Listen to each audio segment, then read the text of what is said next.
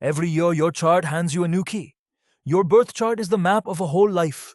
It does not change. But every 12 months, the instant the sun returns to the exact degree it held at your birth, a fresh chart is cast, just for that 1 year. So how do you read that key? This 1-year chart is called Varshaphala.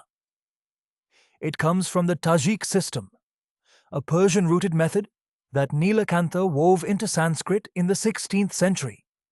In his text, the Tajika Nilakanthi. We show no verse number here. We simply name this tradition and its text honestly. Watch how.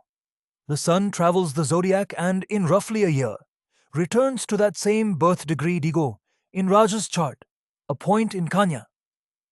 The instant it returns, the solar return has, a fresh annual chart is cast for that very moment, here in the center.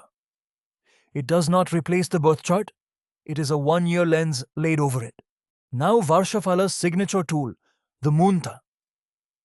The Muntha is not a planet but a sensitive point. At birth it sits in your lagna house, and then, with every completed year, it advances 1 house forward. In 12 years it circles the whole wheel and comes back to the lagna. Take Raj. His lagna is Kumbha, so the lagna house is the first. Now we build his 30th year Varshaphala. Take the first house, add 30 completed years, and cycle round the wheel. The Muntha lands in the 7th house, in Simha. A small piece of arithmetic, yet it decides which house glows brightest that year.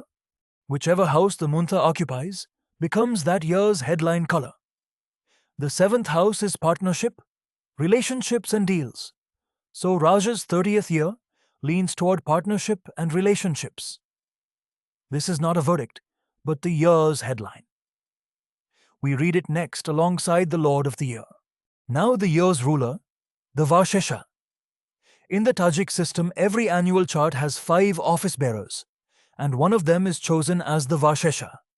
The 5 are the Muntha Lord, the Lagna Lord of the Varsha chart, the Trirashipati, the Dinaratripati, and the Muntapati. These 5 offices exist in every chart. Which planet fills them is set by that year's chart. Whichever of these is strongest by the Tajik strength rules is crowned the Varshesha, and it sets the tone of the year. In Raj's example, the Varsha Lagna Lord Jupiter is strongest, so the Varshesha is Jupiter, a benefic. A benefic Varshesha supports the year. A malefic one raises friction and effort. These planet assignments are illustrative.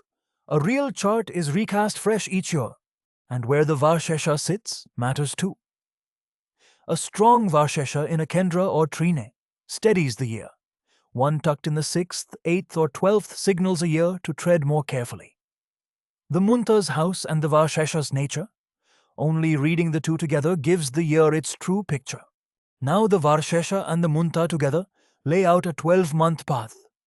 For Raj, Jupiter as Varshesha and a 7th house Muntha, relationships, partnership and learning carry the year, strongest through the middle months. In Tajik, each month's lord and the Mudadasha add the fine detail, but this is the broad rhythm. An honest note.